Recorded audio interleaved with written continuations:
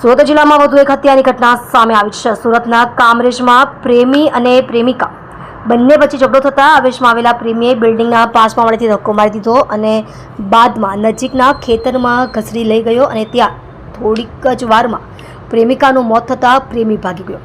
પોલીસે હત્યારા પ્રેમીને ઝડપી કાયદેસરની કાર્યવાહી હાથ ધરી છે।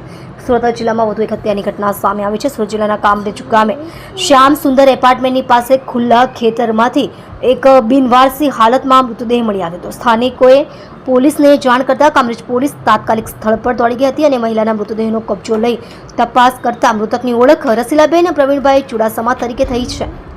પોલીસે મૃતક મહિલાના પરિવાર સુધી પહોંચવાની તજવીજ હાથ ધરી હતી। મૃતક મહિલાની દીકરીએ પોલીસને આપેલી વિગતો સાંભળી પોલીસ પણ ચોંકી ગઈ હતી।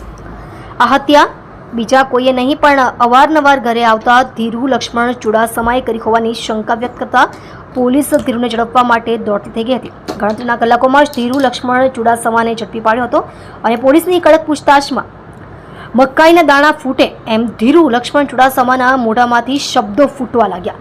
ધીરુ લક્ષ્મણે જણાવ્યું હતું કે અમે બંને લાંબા સમયથી પ્રેમ સંબંધમાં હતા, જે જાણ રસીલાના પતિને થતાં તે છોડીને ચાલ્યો ગયો હતો અને બાદમાં અવારનવાર મળવાનું થતું હતું।